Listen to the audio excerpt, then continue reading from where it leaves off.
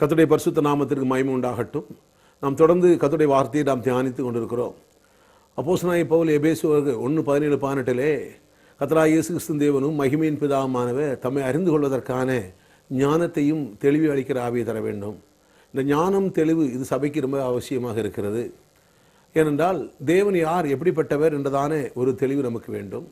அது மாத்திரமில்லை, தான் நம்மை அழைத்ததினாலே நமக்கு உண்டாயிருக்கிற நம்பிக்கை, அந்த அழைப்பை ஏற்றுக்கொள்ளும் பொழுது நாம் இலவசமாய் பரிசுத்தமாக்கப்படுகிறோம், இலவசமாய் நீதிமானாக்கப்படுகிறோம், இலவசமாய் நாம் பரிபூரணப்படுகிறோம், இலவசமாய் கர்த்தருடைய வருகையில் எடுத்துக்கொள்ளப்படுகிறோம். ரொம்ப முக்கியமான காரியம். அதுக்கு ஒரு தகுதி இல்லை, எல்லாமே இயேசுவை செய்த தகுதி தான். சரி, நான் ஒரு காலத்தில் நினச்சிட்டு இருந்தேன், கர்த்தருடைய வருகைக்கு எடுத்துக்கொள்ளப்படணும், அதுக்கு ஒரு தகுதி வரணும். அது தகுதி இல்லைன்னா போக முடியாது. இங்கே குறைவுள்ளவனை கொண்டு அங்கே வச்சா இந்த குறைவு பரலோகத்தில் இருக்கும் அப்படின்னு நினச்சேன். ஆனால் கர்த்தருடைய வசனம் என்ன சொல்லுது? அது நம்முடைய தகுதியின் அடிப்படையில் பரலோகத்தில் எடுத்துக்கொள்ளப்படுறதில்லை. அது இயேசுடைய தகுதியின் அடிப்படையில் தான். 1000 வருஷ அரசாட்சியில் நம்ம ஆள போகிறோம். சிங்கம் மாட்டை போல் புல்ல திங்குமா, விரியம்பாம்பு புத்துக்குள்ளே பால் குடிச்ச பிள்ளை கை விட்டு விளையாடுமா. அப்போது 1000 வருஷ அரசாட்சியில் போகிறதுக்கு சிங்கம் எப்போவுமே ட்ரைனிங் எடுக்கலை. என்ன சொல்கிறாங்க, அந்த பரலோகத்துக்கு போகணுன்னா அது மாதிரி இருக்குன்னா இங்கேயே ட்ரைனிங் எடுக்கணும். இல்லைங்க, தேவனுடைய வல்லமை அந்த ஆட்கொள்ளும் பொழுது அங்கே தீமை தேவ பிரசன்னத்துக்கு முன்னாலே பாவத்துக்கு இடமில்லை. நம் கல்வாரி சிலுவை இரத்த புண்ணியத்தினால் தான் கர்த்தருடைய வருகையில் எடுத்துக்கொள்ளப்படுகிறோம். அதனால் இங்கேயே நம்ம ட்ரைனிங் ஆகி பரிபூர்ண நிலை வந்துச்சு அப்படின்னா தான் கர்த்தருடைய எடுத்துக்கொள்ளப்படுவோம், இல்லைன்னா கைவிடப்படுவோங்கிறது அது சரியானதாக இல்லை. அப்போ வளர்ச்சி என்பது அவசியம். கிறிஸ்து இயேசுவின் நிறைவான வளர்ச்சி அளவுக்கு பூரண புருஷராக 5 விதமான ஊழியங்களை வைத்திருக்கிறார். வளர்ச்சி அவசியம். வளர்ச்சி எதற்காக? இந்த பூமியில் சாத்தான் அன்றாட நம்ம சந்திக்கிற எல்லா காரியங்களையும் மேற்கொள்வதற்காக, அது பரலோகத்தை பூலோகத்தில் நிலைநாட்டுவதற்காக. வியாதியை துரத்தி வளர்ச்சி இருந்தால், வசனத்தை குறித்து தெளிவு இருந்தால் வியாதியில் தேர்ச்சி அடையலாம், சுகமடையலாம், பிரச்சனையை மேற்கொள்ளலாம். அதுதான் வசனம் போதிக்கிறோம். வளர்ச்சி மிக அவசியம். ஆனால் வரியில் போகிறதுக்கும் வளர்ச்சிக்கும் சம்மந்தம் இல்லை. ஏன்னா அதை குறித்து நம்ம பார்க்கலாம். கர்த்தருக்கு ஸ்தோத்திரம், அதை பின்னால் விளக்குவோம். இங்கே என்னன்னா, அங்கே கர்த்தருடைய வருகையில் எடுத்துக்கொள்ளப்படுறது. அதான் பவுல் சொல்கிறார் கொரிந்தியில் சொல்லும்போது, கொரிந்து சபை குழப்படி சபை, ஏராளமான குழப்படி உள்ள சபை. நம்ம நம்பிக்கை தெரிஞ்சுக்கொள்ளணும். தான் நம்மை அழைத்ததுனால நமக்கு உண்டாய நம்பிக்கை, நான் கர்த்தருடைய வருகையில் எடுத்துக்கொள்ளப்படுவேன் நம்பிக்கை. அவ்வளோதான். அது ஏன் தகுதியின் அடிப்படையில் அல்ல, இது இயேசுவின் தியாகத்தின் அடிப்படையில். அதைத்தான் உங்களுக்கு வேணா சிலர் நினைக்கிறாங்க, அதுக்கு ஒரு பெரிய பரிசுத்தம் அவசியம். கர்த்தர் பாவம் வரும் பொழுது சாத்தானுக்கு இடம் கொடுக்குறோம், இல்லை என்று சொல்லவில்லை. ஆனால் கர்த்தருடைய வருகையில் எடுத்துக்கொள்ளப்படுவது அது கர்த்தர் செய்த செயலின் அடிப்படையில் தானே ஒழிய நாம் செய்கிற செயலின் அடிப்படையில் அல்ல. ஏனென்றால் 1 கொரிந்தியர் 1:9 என்ன வாசிக்கிறோம்? நம்முடைய குமாரனும் நம்முடைய கர்த்தருமாகிய இயேசு கிறிஸ்துவுடனே ஐக்கியமாக இருப்பதற்கு உங்களை அழைத்த தேவன் உண்மை உள்ளவர். அவரோட ஐக்கியமாக இருக்கிறார். அவருடைய மாம்சத்துக்கு எலும்புக்கும் பங்காளி ஆக்கியிருக்கிறார். அவர் தலையாக இருக்கிறார், நீங்கள் உடம்பாக இருக்கிறீங்க. சகல பரிபூரணமும் அவருக்குள்ள இருக்கிறபடினால உங்களுக்கு அது உண்டு. அது விளங்கி விசுவாசித்து சொந்தமாக்கணும். அது உண்டுங்கிறதுக்காக கிறிஸ்தவர்கள் வர்றதில்லை, அது சொந்தமாக்க வேண்டும். ஏனென்றால் சகல பரிபூரணமும் உங்களுக்கு சொந்தமாக இருக்கிறது. 1 கொரிந்தியரில் பாருங்க, இன்னொரு வசனம் வாசிக்கிறேன். 15ஆம் வசனம், 15ஆம் அதிகாரத்தில் எப்படியாக பார்க்கிறோம். 26 வசனம் வாசிக்கிறேன் பாருங்க. மனிதனால் மரணம் உண்டானபடியால் மனுஷனால் மரித்தோரின் உயிர்த்தெழுதல் உண்டாயிற்று. ஆதாமுக்குள் எல்லோரும் மரிக்கிறது போல. 1 கொரிந்தியர் 15, 21, 22. ஆதாமுக்குள் எல்லோரும் மரிக்கிறது போல கிறிஸ்துவுக்குள் எல்லோரும் உயிர்ப்பிக்கப்படுவார்கள். நம்முடைய நம்பிக்கைங்க இது. இதை விளங்கிக் கொள்ளணும். நான் கிறிஸ்துவுக்குள் உயிர்ப்பிக்கப்படுகிறேன். ஆதாமுக்குள் எல்லோரும் மரிக்கிறது போல. ஆதாம் செஞ்ச பாவத்தை நம்ம செஞ்சோமா? அவன் கனியை நம்ம சாப்பிட்டோமா? அந்த தாத்தாவை பார்த்தோமா? அந்த பாட்டியை பார்த்தோமா? இல்லை அந்த கனியை தான் நம்ம சாப்பிட்டோமா? நான் செய்யலையே. அப்போ ஆதாம் தானே கனி சாப்பிட்டான். அவன் மரணம் அவனால் தானே வந்துச்சு, சாபம் அவனால் தானே வந்துச்சு. நான் அந்த கனியை சாப்பிடலையே, நீங்கள் சாப்பிடலையே. அப்போ சொல்லலாமே, எனக்கு அந்த தாத்தாவுக்கும் சம்மந்தம் இல்லை, எனக்கு அந்த பாட்டிக்கும் சம்மந்தம் இல்லை, கனியை அவங்க சாப்பிட்டாங்க, அது அவரை போய் கேளணும், என்னட்டே ஆண்டவர் வந்தே கிடையாது. நீ ஆதாமிலிருந்து வந்த, உனக்கு மரணம் உண்டு, சாபம் உண்டு, அழிவு உண்டு. அதே விதத்தில் தான் ஆதாமுக்குள் எல்லோரும் மரிக்கிறாங்க, அதுபோல கிறிஸ்துவுக்குள் எல்லாரும் உயிர்ப்பிக்கப்படுறாங்க. அப்போ கிறிஸ்து செஞ்ச நீதி நான் செய்யலை, கிறிஸ்து வாழ்ந்த வாழ்க்கையை நான் வாழலை, கிறிஸ்துடைய பரிசுத்தம் என்கிட்ட கிடையாது, கிறிஸ்துடைய யோக்கியதை என்கிட்ட கிடையாது. நான் இயேசுகிட்ட வந்தேன், அதனால நான் கிறிஸ்து செஞ்ச நீதியை செய்யலை. கிறிஸ்துவில் வந்தபடினாலே கிறிஸ்துக்குள் வர எல்லாரும் உயிர்ப்பிக்கப்படுறாங்க. எப்படி ஆதாமிலிருந்து வந்தவன் ஆதாம் கனியை சாப்பிடலை, அந்த பழத்தை சாப்பிடலை, அந்த பழத்தை பார்க்க கூட செய்யலை, அது தொடவும் இல்லை, சாப்பிடவும் இல்லை, ருசி பார்த்ததும் இல்லை, ஆனால் மரணமும் சாபம் வந்துருச்சு. அதே போல தான் இயேசு செஞ்ச நீதியை நான் செய்யலை. அவர் வாழ்ந்த வாழ்க்கையை நான் வாழலை, அவர் பண்ண ஜெபத்தை நான் பண்ணலை, அவர் ஜீவித்தை பண்ணலை, அவர் பண்ண தியாகத்தை நான் பண்ணலை. ஆனால் அவர்கிட்ட வந்தபடினாலே, அவர் நீதி எனக்கு வந்தபடினாலே இதை நான் விளங்கி விசுவாசிக்கும் போது, எப்படி சாதாரண கடநிலை மனுஷன் கூட எந்த நிலையில் இருக்கிற மனுஷனுக்கும் மரணமும் சாபம் வந்தது போல, எந்த நிலையில் இருக்கிற மனுஷனுக்கும் இயேசுட்ட வந்தா ஜீவனும் வாழ்வும் சுகமும் உண்டு. இதை விளங்கி விசுவாசித்தா போதும். அதான் சொல்றாரு, ஆதாமுக்குள் எல்லாரும் மரிக்கிறது போல கிறிஸ்துக்குள் எல்லாரும் உயிர்ப்பிக்கப்படுறாங்க. வாழ்க்கை உயிர்ப்பிக்கப்படும். உன் குடும்பம் நீ நான் சொல்ற சத்தியத்தை விளங்குனா இந்த இடத்துல உயிர்ப்பிக்கப்படும். ஏதோ பரலோகத்துல சரீரத்தில் உயிர்ப்பிக்கப்படுறது மாத்திரமல்ல, இந்த வாழ்க்கையில உயிர்ப்பிக்கப்படுவீங்க. வாழ்க்கையில எல்லா கடனிலிருந்து உயிர்ப்பிக்கப்படுவீங்க, எல்லா தோல்வியிலிருந்து உயிர்ப்பிக்கப்படுவீங்க, எல்லா பிரச்சனையிலிருந்து உயிர்ப்பிக்கப்படுவீங்க. ஏனென்றால் நீங்க தேவனுடைய பிள்ளை, அவரோட ஐக்கியமா இருப்பது அழைத்த தேவன் உண்மை உள்ளவர், அவரோட கூட உன்னதத்தில் உட்கார வைத்திருக்கிறார். ஆகியதை விளங்கிக் கொள்ள வேணும். உங்க அறிவு என்ன சொல்லுங்கிறது இல்ல, உங்க உணர்ச்சி என்ன சொல்லுதுங்கிறது இல்ல, உங்களுடைய பாரம்பரியம் என்ன சொல்லுதுங்கிறது இல்ல, கர்த்தருடைய வசனம் என்ன சொல்லுது, உங்களை பத்தி நீங்க என்ன நினைக்கிறீங்கிறது இல்ல, உங்களை பத்தி மற்றவங்க என்ன நினைக்கிறாங்கிறது இல்ல, தேவன் உங்களை பத்தி என்ன நினைக்கிறார் அவருடைய வார்த்தையை சொல்லுகிறார். கர்த்தருக்கு ஸ்தோத்திரம். உங்க நினைவெல்லாம் தூக்கி தூர ஓடுங்க, தேவனுடைய நினைவை மனதில் வையுங்க, உங்க மனதை மாத்துங்க, தேவனுடைய நினைவை வைங்க. ஆதாமுக்குள் எல்லாரும் மரிக்கிறது போல கிறிஸ்துக்குள் எல்லாரும் உயிர்ப்பிக்கப்படுவார். நான் கிறிஸ்துக்குள்ள வந்திருக்கிறேன், கிறிஸ்து என்னுடைய ஆண்டவர், நான் தேவனுடைய பிள்ளை, நான் உயிர்ப்பிக்கப்படுவேன், என் குடும்பம் உயிர்ப்பிக்கப்படும், என் வாழ்க்கை உயிர்ப்பிக்கப்படும், என் தொழில் உயிர்ப்பிக்கப்படும், கர்த்தருடைய வழிகளில் உயிர்ப்பிக்கப்படும். எனக்கு நம்பிக்கை இருக்கிறது. நம்பிக்கை இல்லாத மற்ற போது துக்கப்பட வேண்டிய அவசியம் கிடையாது. எனக்கு ஒரு நம்பிக்கை உண்டு, மேலான நம்பிக்கை உண்டு. இந்த பூமியில, இந்த வாழ்க்கையில, இந்த ஜீவியத்தில் நான் இயேசுவிட வந்தபடினாலே நான் உயிர்ப்பிக்கப்படுகிறேன். எப்படி நான் கனியை சாப்பிடாமலேயே, அந்த கனியை தின்னாமலேயே, அந்த கிழவனை பார்க்காமலே, அந்த கேவா பாட்டியை நான் பார்க்காமலே எனக்கு சாபமும் மரணமும் வந்து சேர்ந்ததோ, அதுபோல இயேசுவை நான் பார்க்கவில்லை, இயேசுவை நான் கவனிக்கவில்லை, அவருடைய வார்த்தை விசுவாசிக்கிறேன், எழுதப்பட்ட வார்த்தை விசுவாசிக்கிறேன், இயேசுவை ஆண்டவர் ரட்சகர் என்று ஏற்றுக்கொள்கிறேன், அவர் எனக்காக மரித்தார் என்று எழுதப்பட்டதை விசுவாசிக்கிறேன், அவரால் நீதி வந்தது விசுவாசிக்கிறேன். ஆகையினாலே நான் இயேசுவை பார்க்கவில்லை, இயேசுவை தொடவில்லை, அந்த வாழ்க்கை வாழவில்லை. இயேசுக்குள்ள வந்தபடினாலே என் ஆவியில நான் மறுபடியும் பறந்திருக்கிறேன். என் ஆவி எனக்கு சொல்லுகிறது நான் தேவனுடைய பிள்ளை என்று சாட்சி கொடுத்து கொண்டிருக்கிறது. நான் தேவனுடைய பிள்ளை, நான் நீதிமான், நான் பரிசுத்தவான், நான் குற்றமற்றவன், கண்டிக்கப்படாதவன், என் உள் உணர்வு சொல்லிக் கொண்டிருக்கிறது. இப்போது நான் சொல்லுகிறேன், நான் அல்லது நீங்கள் சத்தியத்தை விளங்கிக் கொண்டு நீங்கள் சொல்லுங்க, நான் கிறிஸ்துவில் வந்தபடியால் நான் உயிர்ப்பிக்கப்படுவேன். கிறிஸ்துக்குள் வந்த எல்லாரும் உயிர்ப்பிக்கப்படுவார்கள். ஆதாமுக்குள்ள எல்லாரும் மரணமும் சாவும் வந்தது போல கிறிஸ்துக்குள் வந்த எல்லாருக்கும் ஜீவனும் வாழ்வும் உண்டு. கிறிஸ்துவில் வந்த எல்லாருக்கும் ஜீவனும் வாழ்வும் உண்டு. இது விளங்கிட்டா போதும். இது விசுவாசிங்க, இதை சொல்லுங்க, அந்த சிந்தையை தூக்கி தூர போடுங்க, அந்த எண்ணத்தை, அந்த கலைகளை புடுங்கி எரியுங்க. இயேசுவின் நாமத்திலே, இயேசுவின் நாமத்திலே கல்வார் ரத்தம் என் மண்டையில பாயட்டும், கல்வார் ரத்தம் என் உடம்புல பாயட்டும். பிதாவே, நான் கிறிஸ்துவில் வந்தபடியால் நான் எல்லாரும் கிறிஸ்துவில் வந்த எல்லாரும் உயிர்ப்பிக்கப்படுவார்கள், எல்லாரும் உயிர்ப்பிக்கப்படுவார்கள். அந்த உயிர்ப்பிக்கப்படுவது எங்களுடைய தகுதி அல்ல, எங்களுடைய நன்னடத்தை அல்ல, எங்களுடைய பிரதிஷ்டை அல்ல, எங்களுடைய உபாசம் அல்ல, எங்களுடைய ஜெபம் அல்ல, எங்களுடைய தியாகம் அல்ல. இயேசுவின் கல்வாரி தியாகம், கல்வாரி சிலுவையிலே உடைய அன்பு மகன் புழு போல துடி துடித்தாரு. துடி போல நானோ மனிதன் அல்ல புழு என்று சொல்லி துடித்து துடித்து துடித்து துடித்து நம்பி நம்பி ஜீவன் கொடுத்தாரு. அந்த தியாகத்தின் அடிப்படையிலே நான் உயிர்ப்பிக்கப்படுகிறேன். அல்லேலூயா. என் செயல் அல்ல பிதாவே, என் செயல் அல்ல, என் ரத்தத்தை என் செயலை கொண்டு வரல, என் திறமையை எடுத்துட்டு என் பிரதிஷ்டை எடுத்துட்டு கிருபாசனம் வர முடியல. ஹல்லேலூயா. எனக்காய் கல்வாரி சிலுவையிலே உடைய அன்பு மகன் இயேசு தன்னுடைய மாம்சமாய் திரச்சியிலே கழித்து புதிதும் ஜீவனுள்ள மார்க்கத்தை உண்டு பண்ணினார் என்று எபிரேயர்ல வாசிக்கிறேனே, அதன் அடிப்படையில் அந்த ரத்தத்தை எடுத்துக்கொண்டு ஆபேல் ரத்தம் பேசுகிறதை பார்க்கலாம் நன்மையான பேசுகிற ரத்தம் பிதாவே மன்னியும் என்று சொன்ன பார்த்தேன். ஹல்லேலூயா. அந்த ரத்தம் என்ன பேசுகிறது? கல்வாரி சிலுவையில் அந்த ரத்தம் என்ன பேசிச்சு? பிதாவே மன்னியும். இவன் 1000 குறை இருந்தாலும் மன்னித்து விடும், 1000 தவறு இருந்தாலும் மன்னித்து விடும். இவனை பார்க்காதீங்க, என்னை பாரும். இவனுடைய குறையை பார்த்து இல்லை என்று சொல்லாதீங்க. இவன் உதவி கேட்டு வருகிறானா, இவனை பார்க்காது, என்னை பார்த்து கொடும். இவன் வாழ்க்கையில் உயிர்ப்பிக்கப்பட வேண்டும் என்று வருகிறானா, இவனை பார்க்காது, என்னை பாரும். இவனுக்காக நான் மரித்தேன், இவன் சாபத்தை எல்லாம் சுமந்து தீர்த்தேன், இவனுடைய குறையெல்லாம் சுமந்து தீர்த்தேன். தேவனே இவனுக்கு இல்லை என்று சொல்லிவிடாது, இவன் சோர்ந்து போயிடுவான். ஆகையினாலே இவனுக்கு நான் கரையத்தை நான் செய்து முடித்து விட்டேனே பிதாவே. அதனால தான் சொல்லுது, அந்த ரத்தத்தை வந்து சேர்ந்து யோசிக்கிறோம் அல்ல. 11ஆம் அதிகாரத்தில் நீங்களோ சீயோன் மலை எடுத்திருக்கும் சொல்லிட்டு என்ன சொன்னார்? நீங்களோ ஆபேலின் ரத்தம் பேசுகிறவங்களை பார்க்கிலும் நலமான ரத்தம் பேசுகிற தெளிக்கப்பட்ட ரத்தம் வந்து சேர்ந்தீர்களே. வந்து சேர்ந்துட்டீங்க, அப்ப ரத்தம் என்ன பேச போகுது? ரத்தம் உங்களை அழிக்கணும் சொல்ல போகுதா? நீ பாவம் பண்ணும்போது ரத்தம் என்ன சொல்லுது? உடனே பரிந்து பேசுது. 1 யோவான் 2:1 என்ன வாசிக்கிறோம்? என் பிள்ளைகளே, பாவம் செய்யாதபடி எழுதுகிறேன். ஒரு பாவம் செய்வானால் உடனடியாக இம்மிடியட்டா இயேசு ஜெபம் பண்றான். உடனடியாக பிதாட்ட பரிந்து பேசுகிறாராம். பிதாவே இவனை பார்க்காதையும், இவன் செய்த செயலை பார்க்காதையும், இவனுக்காக நான் மரித்தேன், இவனுக்கு நான் கிரையம் கொடுத்திருக்கிறேன், இவனுக்கு சந்தர்ப்பத்தை கொடும். ஆண்டவரை நான் உள்ளுடன் உணர்த்தி அவன் பாவத்தை மன்னிக்க வரைக்கும் அவனுக்கு எந்த பிரச்சனையும் வரக்கூடாது. இவனுக்கு நன்மையை நான் பேசுகிறேன், இவனுக்கு நன்மையை தவிர தீமை செய்யக்கூடாது. பிதாவை இவனுக்கு இறங்கும், பிதாவை இவனுக்கு இறங்கும். நன்மையான இந்த ஆபேல் ரத்தம் அப்படி பேசு. ஆபேல் ரத்தம் என்ன பேசிச்சு? என் சகோதரனை கொண்டுட்டான், பழி வாங்கும். பழி வாங்கும், விட்டுறாதையும் பழி வாங்கும். ஆண்டவர் நீதி உள்ள தெய்வமே, நீதியை செலுத்தும், பழி வாங்கும். இயேசுரத்தை என்ன சொல்லுது?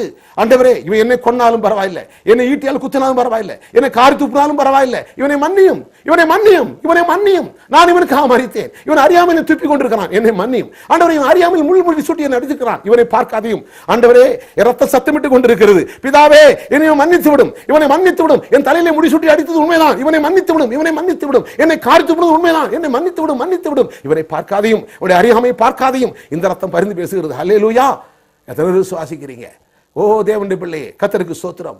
கர்த்தருடைய இவனை மன்னித்து விடும். இவன் செய்கிற செயலை பார்க்காதையும், இவன் வாழ்ந்த வாழ்க்கையை பார்க்காதையும். இவன் 1000 குறை, மனிதன் தானே, இவன் 1000 குறை இருந்தாலும் ஆண்டவரே இவனை மன்னித்து விடும். என்னை பாரு ஆண்டவரே, என்னை பாரும், என்னை பாரும், என்னை பாரும். இவனுடைய ரெப்ரசன்டேட்டிவ் நான். இவனுக்கு செய்ய வேண்டிய காரியத்தை நான் செய்தேனே, இவன் சாபத்தை நான் சுமந்தேனே. இவன் நம்முடைய பிள்ளை அல்லவா? இவன் உடன்படிக்கையின் புத்திரன் அல்லவா? இவன் பெற்றோர்கள் பிள்ளைகள் தவறு செய்யும் போது பெற்றோர்களை மன்னிக்கவில்லையா? நீ பெற்றோர்களை விட கோடி மடங்கு அக்கறை உள்ளவர் அல்லவா? பிதாவாகி தேவனே, ஓ ஹல்லேலூயா. இவனை மன்னித்து விடும். அந்த ரத்தம் கதறிக்கொண்டு இருக்கிறது, இந்த ரத்தம் நன்மையானே பேசிக்கொண்டு இருக்கிறது. அந்த ரத்தம் உங்களுக்கு ஆச்சு. ஆனால் தான் அது சோத்திரம். அதைத்தான் நீங்க வாசிக்கிறோம். ஆதாமுக்குள் எல்லோரும் மரிக்கிறது போல கிறிஸ்துக்குள் எல்லோரும் உயிர்ப்பிக்கப்படுகிற என்ன நற்செய்தி! கர்த்தருடைய வரிகளை இலவசமாக எடுத்துக் கொள்ளப்படுகிறீர்கள். ஆதாமுக்குள் எல்லோரும் மரிக்கிறார்கள், ஒருவர் கூட தப்புறதில்லை. அப்ப இயேசுகிட்ட வந்து ஒருத்தர் கூட தப்புறதில்லை. விசுவாசிக்கிறீங்களா?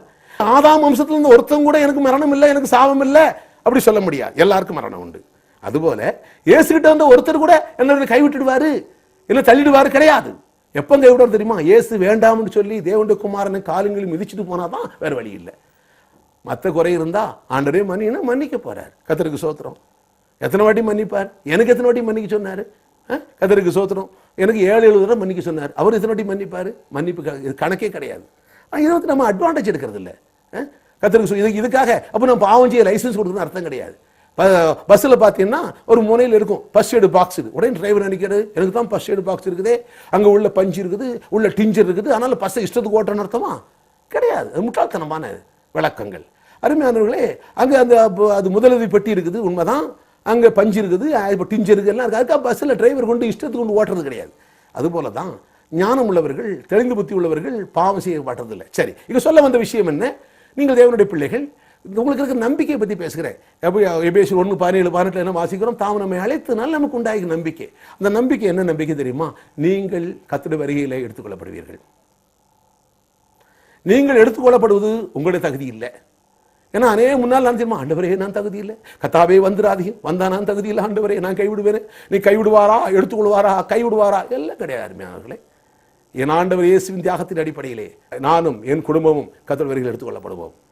கர்த்தருக்கு ஸ்தோத்திரம். ஒரு நோவா ஆண்டவருக்கு பிரியமா இருந்தான். நோவாவுக்கு மாத்திரமல்ல ஆசீர்வாதம், நோவாவுடைய குடும்பத்தில் அவன் மனைவி, என் பிள்ளை 8 பேருக்கு ஆசீர்வாதம். காரணம், ஒரு ஆகான் தப்பு பண்ணணும், ஆகானுக்கு மாத்திரம் சாபம் வரல. ஆகான், அவன் மனைவி, பிள்ளைகள், மிருகஜீவம் எல்லாம் கொல்லப்பட்டது. சரி, அந்த பகுதி எனக்கு வேண்டாம், அது சாபத்தின் பகுதி. ஏன்னா ஆண்டவர் சொன்ன சாபத்தை எடுக்க வேண்டாம், ஆசீர்வாதத்தை பாரு, தேவகண்ட வர நல்வாழ்வு பாரு. ஏன் சாபத்தை எடுத்து அதை விரும்பி அது உடம்புல வந்து இறங்கணும்? அதற்கு ஸ்தோத்திரம். சரி, நான் இப்போ ஆண்டுட்டு வரும்போது கர்த்தர் என் நிமித்தம், என்ன சொல்லுங்க, என் நிமித்தம் என்னுடைய மனைவி ஆசீர்வதிக்கப்படுவா சொல்லுங்க. என்னாலே என் வீடு ஆசீர்வதிக்கப்பட்டிருக்கும். ஏன் ஆசீர்வதிக்கிற தேவன் எங்கோ இல்லை, எனக்குள் வந்திருக்கிறார். ஏசியன் ஆண்டவர் சொல்லுங்க, ஏசியன் ஆண்டவர் அவர் எனக்குள்ள இருக்கிறார். ஆசீர்வதிக்கிற தேவன் எனக்குள்ள இருக்கிறார். வானத்தை பூமி உண்டாக்குற தேவன் எனக்குள்ள இருக்கிறார். சூரியனை உண்டாக்குற தேவன் எனக்குள்ள இருக்கிறார். நான் உண்ணும் உணவை உண்டாக்குற ஆண்டவர் எனக்குள்ள இருக்கிறார். நான் காணுகிற எல்லா பொருளையும் உண்டாக்குற ஆண்டவர் எனக்குள்ள இருக்கிறார். நான் ஆசீர்வதிக்கப்பட்டவன். என்னாலே என் வீடு ஆசீர்வதிக்கப்பட்டிருக்கும். சொல்லுங்க, என்னாலே என் குடும்பம் ஆசீர்வதிக்கப்பட்டிருக்கும். என்னாலே என்னுடைய பிள்ளைகள் ஆசீர்வதிக்கப்பட்டிருப்பார்கள். என்னாலே என் வேலைக்காரர்கள் ஆசீர்வதிக்கப்பட்டிருப்பார்கள். என்னாலே என் மிருகஜீவன் ஆசீர்வதிக்கப்பட்டிருக்கும். என்னுடைய வீட்டிலே ஆணிலோ பெண்ணிலோ மிருகஜீவனிலோ மலடு இருப்பதில்லை. சொல்லுங்க, மலடு இருப்பதில்லை.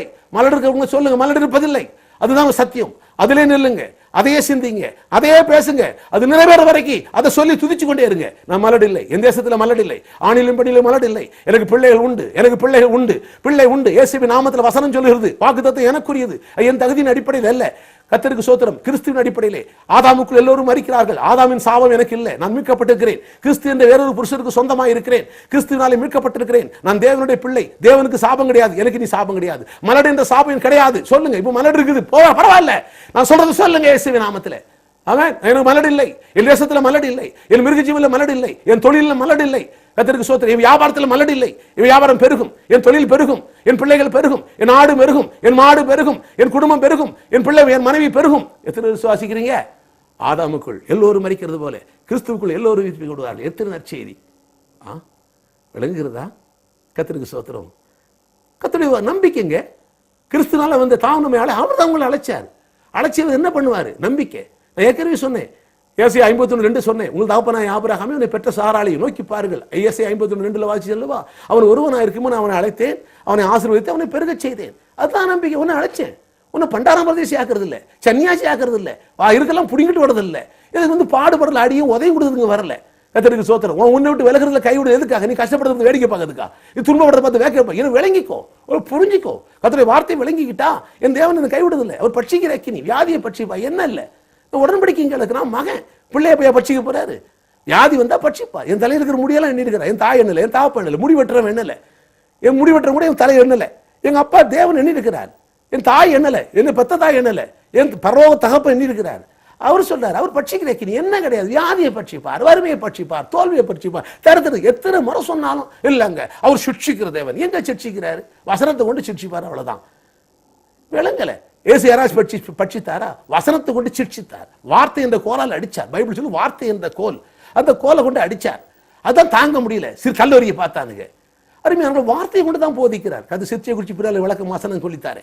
இப்போ இங்க என்ன தேவை? இங்க ஆதாமுக்குள் எல்லோரும் மரிக்கிறது போல கிறிஸ்துக்குள் எல்லோரும் பிரிக்கப்படுவார்கள். நீங்கள் இதை விளங்கி நம்ம நம்பிக்கை, நம்ம தேவன்கிட்ட நம்பிக்கை. என் ஊழியர் என்னென்ன ஊழியர் சொல்ல போறேன். இன்னும் பிசாசு பிடிச்சா சூரியத்தை எப்படி சரி பண்றது, உங்க பக்கத்து வீட்டு சூரியத்தை எப்படி சரி பண்ண எல்லாம் சொல்லி தர போறேன். அதற்கு சோத்திரம். தொடர்ந்து கேளுங்க, மிஸ் பண்ணாது. ஒரு செய்தி மிஸ் பண்ணிட்டா கூட எல்லாம் லாஸ் தான். ஏன்னா ஒரு நாள் ஒரு காரியம் ஒவ்வொரு பாயிண்ட் வரும். அதுல அதற்கு சோத்திரம் விட்டுறாதீங்க. ஆதாமுக்குள் எல்லோரும் மரிக்கிறது போல கிறிஸ்துக்குள் எல்லோரும் உயிர்ப்பிக்கப்படுவார்கள். சரி, முந்தின வசனம் என்ன வாசிக்கிறோம்? மனிதனால் மரணம் உண்டானபடியால் மனிதனால் மரித்தோரின் உயிர் தெழுதலும் உண்டாயிற்று. விளங்குச்சா? அதனால விளங்குச்சு. மரணம் யாரால வந்துச்சு? மனிதனால. ஏன் வந்துச்சு? பாவம் பண்ணபடினால. என்ன பாவம்? தேவனுடைய வார்த்தையை விட்டு சாத்தாண்டு வார்த்தையை ஏற்றுக்கிட்டான். சாத்தாண்டைய வார்த்தையை ஏற்றுனால சாத்தானுக்கு அடிமையானான். சாத்தானுக்கு அடிமையானபடினால அப்போ செயல் வந்துச்சு. சாத்தாண்ட செயல்களை செஞ்சான், தப்பு வேலை செஞ்சான். அதான் இன்னைக்கு மனுஷன். அப்போ மனிதனால என்ன வந்துச்சு? மரணம் வந்துச்சு. அந்த கனி நீங்க சாப்பிடல, அந்த செயலை நீங்க செய்யல, ஆனா உங்களுக்கு மரணம் வந்துச்சு. அதே போல அப்போ எந்த மனிதனால வந்துச்சு? ஆதாம் என்ற ஒரு மனிதனாலே மரணம் வந்துச்சு. சரி, ஏன் மரணம்? அவன் செஞ்ச கனி, அவன் கனி சாப்பிட்டா மரணம் வந்துச்சு. கர்த்தருக்கு ஸ்தோத்திரம். அந்த கனி நான் சாப்பிடலையே, நீங்க சாப்பிடலையே, அப்போ உங்களுக்கு மரணம் வந்துச்சே. அவன் அதே விதத்தில் தான் 2ஆம் மாதம் ஆகிய இயேசு அவர் செஞ்ச நீதியை நீங்க செய்யல, அவர் வாழ்ந்த வாழ்க்கையை நீங்க வாழல, அவரை ஏத்துக்கிட்டீங்க. அதான் என்னை பற்றி விசுவாசத்தினால பாவ மன்னிப்பு. அப்போஸ்தலர் 26:18 என்ன விஷயம்? சொந்த ஜனத்திலிருந்து அந்நிய ஜனத்திலும் ஒன்று விடுதலை ஆக்குறேன் பவுலே. சொந்த ஜனம் சொந்த உபதேசம், உன் சொந்த ஜனத்தோட உபதேசம். அவங்க உபதேசம் என்ன? பாவம் பண்ணா மாடு கொண்டு வா, ஆடு கொண்டு வா, கடா கொண்டு வா, நல்லா திங்க வேண்டியது. ஏன்னா பாவம் பண்ணா அவனுக்கு கொண்டாட்டம். ஏன்னா அன்னைக்கு ஆடு கிடைக்கிட்டே, அவன் பாவம் பண்ணா இன்னைக்கு மாடு வருது, இன்னைக்கு ஆடு வருது, கடா வருது இல்லையா? பணம் வண்டி வச்சவனுக்கு எப்போ சந்தோஷம்? 2 பணம் விழுந்தா சந்தோஷம். ஆண்டவா இன்னைக்கு தொழில் நல்லா நடக்கணும்னு என்ன அர்த்தம்? 2 பேரும் சேர்த்தா தான் அவனுக்கு சந்தோஷம். அதே மாதிரி ஆசாரியன் 2 பேரும் பாவம் பண்ணா அவனுக்கு ஆடு மாடு கிடைக்கும். இப்போ இயேசு என்ன சொன்னாரு? அந்த சொந்த ஜனத்தின் வெளிப்பாடுல இருந்தும் அந்நிய ஜனத்தின் வெளிப்பாடு விடுதலையாக்கி, புறஜாதிகளுடைய உபதேசத்திலிருந்தும் உங்க சொந்த ஜனத்து உபதேசத்திலும் விடுதலையாக்கி இப்போ புது உபதேசத்தை கொடுக்குறாரு. என்ன உபதேசம்? அப்போஸ்தலர் 26:12 என்ன சொன்ன? என்னை பற்றி விசுவாசத்தினால அவருக்கு பாவ மன்னிப்பு. அல்லேலூயா. அதைத்தான் இங்க சொல்றாரு. என்னை பற்றி விசுவாசத்தினால பரிசுத்தமான சுதந்திரம், இருளை விட்டு வெளிக்கு வரலாம், சாத்தாண்ட அதிகாரத்தில் தேவங்கலாம். இது நீ கண்ணை திறக்கணும். எப்படி திறக்கணும்? இந்த சத்தியத்தை சொன்னா கண்ணு திறந்துடும். இந்த சத்தியத்தை சொன்னா, சத்தியத்தை நம்பிட்டாங்கன்னா, விசுவாசிச்சிட்டாங்கன்னா கண்ணு திறந்துச்சு. கண்ணு திறந்தா என்ன கிடைக்குது? இலவசமா பாவ மன்னிப்பு, இலவசமா ஐஸ்வர்யம், இலவசமா சாத்தாண்டைய அதிகாரம் கிட்டே வராது. அதுக்கு மேல் நீங்க சாத்தானை மிதிச்சுட்டு இருக்கலாம். அது மாத்திரமல்ல, தேவனுடைய ஆளுகைகளை ஒரு குறைவு இல்லாதபடி தேவனுடைய எல்லா நிறைவும் பெற்றலாம். அதான் கொலோசியர் 1 வாசிக்கிறவல்ல 13 நினைக்கிறேன் சொல்றாரு, இருளின் ஆதிக்கத்தை விடுதலையாக்கி அன்பின் குமார் ராஜ்யத்தில் உட்படுத்தி இருக்கிறார். கர்த்தருக்கு ஸ்தோத்திரம். ஒரு மனுஷன் சொன்னா, கனம் பொருந்திய பெலிஸ்கே, உம்மாலே நாங்கள் சிறந்த நன்மையும் பராமரிப்பும் நடக்கிறத எங்கும் எப்பொழுதும் நன்றி அறிவு அங்கீகரிக்கிறோம்னு சொல்லி அப்போஸ்தலர் நடபடி சொன்னான். கர்த்தருக்கு ஸ்தோத்திரம். கனம் பொருந்திய பெலிஸ்கேனா என்ன? அது பொய். ஆண்டவர் ராஜ்யத்தில் இருக்கிறோம், அங்கே நல்வாழ்வு இருக்குது. கர்த்தருக்கு ஸ்தோத்திரம். இப்போ என்ன இருக்குது? நம்முடைய நம்பிக்கையை பத்தி பார்க்கிறோம். நீங்க தேவனுடைய பிள்ளைன்னு சொன்னேன், நீங்க தேவனோடு இணைக்கப்பட்டவர் சொன்னேன். ஆகையினால் நீ ஊழியர் நீங்க ஒவ்வொருவரும் செய்யணும்னு சொன்னேன். யாரோ செய்வாங்க, நம்ம வரம் பெற்றவெல்லாம் கிடையாதுங்க. இது வரங்கிறது வேற. ஒவ்வொருவருக்கும் கடமை இருக்குது. ஒவ்வொருவரும் சமயம் கிடைச்சாலும் கிடைக்காலும் சுவிசேஷம் பேசணும். உங்கள் பணத்தை கொண்டு ஊழியம் பண்ணணும். யார் எங்கேயோ கொடுத்துட்டு எனக்கு கொண்டு போட்டுட்டு ஆண்டவர் அவர் பார்த்துக்கிட்டு வரனா அது ஏமாத்து, அது கிடையாது. நாங்கள் உங்களுக்கு ஊழியம் பண்ண முடியாது. நான் ஆலோசனை சொல்கிறேன். கர்த்தருக்கு ஸ்தோத்திரம். உங்கள் காசு மேலே எனக்கு குறிக்கோள் இல்லை, உங்கள் பாக்கெட்டை நிரப்புவதுக்கு நான் பேசிக்கிட்டு இருக்கிறேன். அருமையானவர்களே, ஒருத்தன் கர்த்தருக்கு ஊழியம் பண்ணால் கர்த்தர் அவனை கனம் பண்ணுவார். அந்த கனம் பண்ணுறதுல ஒன்று ஐஸ்வர்யம் உண்டு, அந்த கனம் பண்ணுறதுல ஒன்று உனக்கு உடம்பு குடும்பத்தில் சுகம் உண்டு, அந்த கனம் பண்ணுறதுல ஒன்று உங்கள் வாழ்க்கையில் விருத்தி உண்டு. அதான் கனம். கர்த்தருக்கு ஊழியம் பண்ணால் தரித்திரம் ஒன்றும் கிடையாது. கர்த்தருக்கு ஊழியம் பண்ணால் கஷ்டம் வரும்னு கிடையாது. கஷ்டம் வந்தால் அறியாமை, அப்படி கஷ்டம் வந்தால் இயேசு நாமத்தில் ஜெயிக்க வேணும். இங்கே என்ன சொல்கிறாரு? சரி, எத்தனை விசுவாசிக்கிறீங்க? இங்கே என்ன சொல்கிறாரு? மனுஷனால் மரணம் உண்டானபடியால் மனுஷனால் மருத்துவரையும் உயிர்த்தெழுதல் உண்டாயிட்டு. அப்போது மனுஷனால் வந்த மரணத்துக்கு நான் எந்த செயலும் செய்யலை. மனுஷனால் வந்த மரணம் அவனால் வந்துச்சு, அதுபோல் மனிதனால் வந்த அந்த நீதிக்கும் நான் எந்த செயலும் செய்யலை. அப்போ இயேசுகிட்ட வந்தா அதான் என் நம்பிக்கை என்ன, உங்கள் நம்பிக்கை என்ன? இயேசு கிறிஸ்து விசுவாசிப்பதுனால இதான் நம்பிக்கை, மேலான நம்பிக்கை. கர்த்தருடைய வருகையில் எடுத்துக்கொள்ளப்படுவோங்கிற நம்பிக்கை. கொருந்து சபைக்காரங்க குழப்படி உள்ள சபை, ஏகப்பட்ட குழப்படி இருந்துச்சு, வாக்குவாதம் இருந்துச்சு, பொறாமை இருந்துச்சு. அதை 1 Corinthians 3 அதிகாரத்தில் வாசிக்கிறோம் இல்லையா? உங்களுக்குள்ளே வாக்குவாதங்கள் இருக்குது, பொறாமை இருக்குது, நீங்கள் கேவலமான கிறிஸ்தவங்கள் இல்லையா? அவங்களுக்கு வரம் இருந்துச்சு, ஆனால் வாக்குவாதம் இருந்துச்சு, பொறாமை இருந்துச்சு, நிறைய தப்பு இருந்துச்சு. கர்த்தருக்கு ஸ்தோத்திரம். இன்னும் மோசமான பாவங்களாக இருந்துச்சு, வச்சாரம் இருந்துச்சு, எத்தனையோ காரியம் இருந்துச்சு இல்லையா? ஆனால் இதெல்லாம் சொல்லிட்டு வரார்.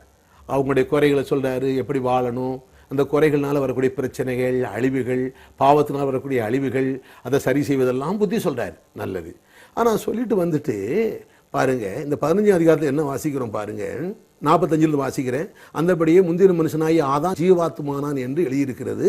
பிந்தினாதான் உயிர்ப்பிக்கிற ஆவியானான். முந்தினாதான் யாரு? அந்த மண்ணிலிருந்து வந்தவன். பிந்தினாதான் உயிர்ப்பிக்கிற ஆவியானு சொல்றாரு. ஆகிலும் ஆவிக்குரிய சரீரம் முந்தினல்ல, ஜென்ம சரீரமே முந்தினது. இதை குறித்து நமக்கு தெரியும். முதல்ல மண்ணை உருவாக்கினார், பின்னால் தான் ஊதி ஆவிக்குரிய சரீரத்தை உண்டாக்கினார். ஆவிக்குரிய சரீரம் பிந்தினது தான் சொன்னார். முந்தின மனுஷன் மண்ணிலிருந்து பூமியிலிருந்து உண்டான மண்ணானவன். 2ஆம் மனுஷன் வானத்திலிருந்து வந்து கர்த்தர். அது இயேசுநாதர் வானத்திலிருந்து வந்து கர்த்தர் சொல்லிட்டு, மண்ணானவன் எப்படிப்பட்டவனோ மண்ணானவனும் அப்படிப்பட்டவர்களே. நமக்கு மண்ணுடைய சுவாபம் இருக்குது, அவருடைய கேரக்டர் இருக்குது.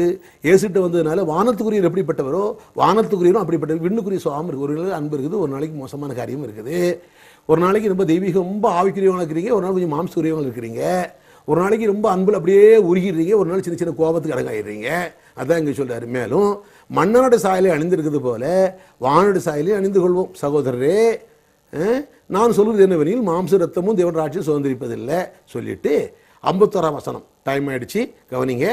1 Corinthians 15:51. இதோ ஒரு ரகசியத்தை உங்களுக்கு அறிவிக்கிறேன், நாம் எல்லோரும் நித்திரை அடைவதில்லை, ஆகிலும் கடைசி காலம் துணிக்கும் போது ஒரு நிமிஷத்திலே ஒரு இமைப்பொழுதிலே நாம் எல்லோரும் மறுரூபமாக்கப்படுவோம். வேதவசனத்து கூட்டம் கூட குறைக்க கூட நாம் எல்லோரும்.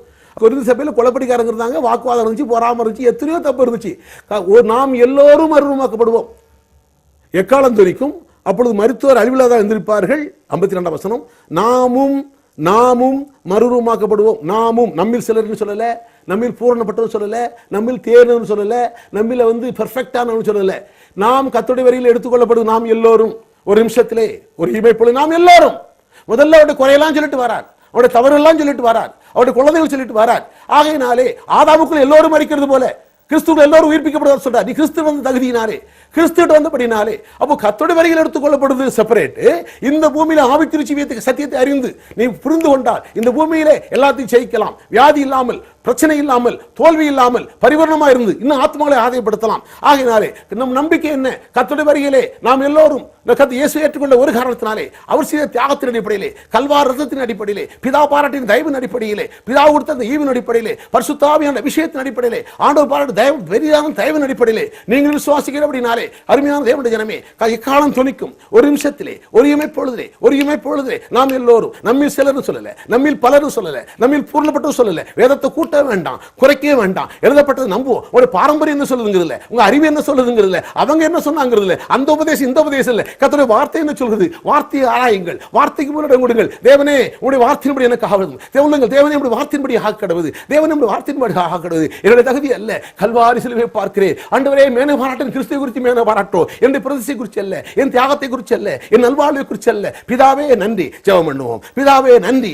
ஆண்டவரே இன்றைய கற்றுக் கொடுத்த சத்தியத்துக்காக ஸ்தோத்திரம் ஆண்டவரே. ஆண்டவரே ஆதாமுக்குள் மரிப்பது போல கிறிஸ்துக்குள் எல்லோரும் உயிர்ப்போடு இருக்கிறதே ஒரு இமைப்பொழுதிலே ஒரு நிமிஷத்திலே ஆண்டவரை குறித்த நம்பிக்கைக்காக, இந்த மேலான நம்பிக்கை இந்த வேத வசனத்து மூலம் கற்றுத்தபடியால் உமக்கு நன்றி ஆண்டவரே. எனக்கு கொடுத்த நம்பிக்கைக்காக நன்றி ஆண்டவரே. உமக்கு ஸ்தோத்திரம். இதுவரைக்கும் நான் தகுதி இல்லை, நான் குப்பை, நான் மண்ணு தூசி நினைச்சிட்டு இருந்தேனே. இப்போது நான் தகுதி உள்ளவன், நான் நீதிமான், நான் பரிசுத்தவான். எனக்கு ஒரு நம்பிக்கை உண்டு. நான் கர்த்தருடைய வார்த்தையிலே, கர்த்தருடைய வருகையிலே, ஒரு நிமிஷத்திலே, தியாகத்தின் அடிப்படையிலே, கிறிஸ்துவுக்குள்ளே ஒரு நாளிலே, ஒரு நிமிஷத்திலே, ஒரு வினாடிலே உயிர்ப்பிக்கப்படுவேன் என்று உடைய வார்த்தையை கற்றுக் கொடுத்த வார்த்தைக்காக நன்றி பிதாவே. என்னை நம்பிக்கைக்காக நன்றி ஆண்டவரே. நீங்கள் அழைத்ததுனாலே எங்களுக்கு மேலான நம்பிக்கைக்காக நன்றி ஆண்டவரே. நன்றி பிதாவே. உடைய பிள்ளையுடைய கண்கள் திறக்கப்படுவதாக, பிரகாசம் மனக்கண்கள் தருவதாக. ஆவியானவரே உதவி செய்வீராக. காணக்கூடிய கண்கள், உணரக்கூடிய இருதயம், கேட்கக்கூடிய காதுகள் உடைய ஜனங்களுக்கு உண்டாவதாக. பிரகாசம் மனக்கண்கள் உண்டாவதாக ஆசீர்வதிக்கிறோம் இயேசுவின் நாமத்தில் பிதாவே. ஆமென். நாளை சந்திப்போமா?